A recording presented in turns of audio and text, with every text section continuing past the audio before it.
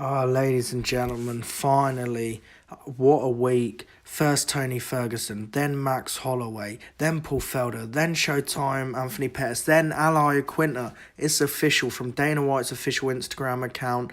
Ally Quinter is now stepping in to fight Khabib Nurmagomedov. Dana said, wow, what a week. Thank you to Ragin for stepping up and demanding this fight. And thank you to Khabib for being willing to fight anyone. I mean, you got to give mad respect to both of these guys, no matter how the fight goes. But, I mean, come on. Khabib's going to be one of the greatest of all time if he wins this. And, I mean,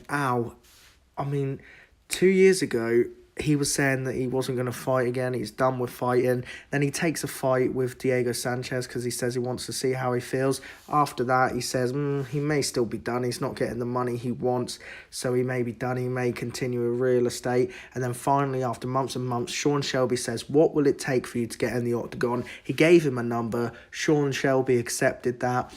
And then after that, he's then booked against... I can't remember who he was meant to fight originally, but he got injured and was out.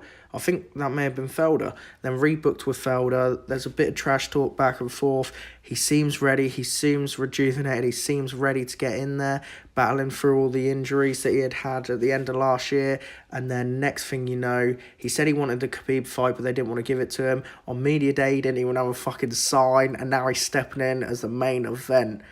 Ally Quinter is one of my favourite fighters because he's just a badass. And I mean, it was impressive that Max Holloway was willing to fight Khabib on how many notice? 6 days? Well, Ally Quinter is fighting Khabib Nurmagomedov on 24 hours notice.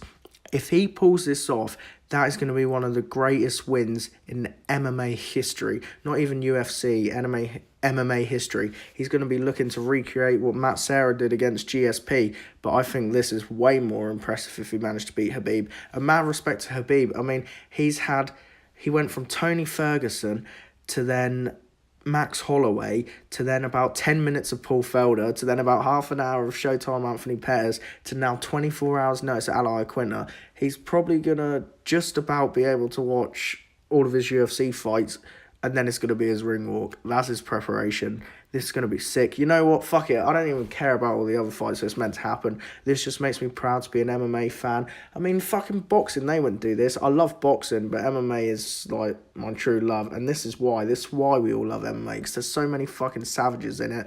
And after the dark shit that happened yesterday and the disappointment and the disgracefulness that was yesterday, to see something like this is just great to see.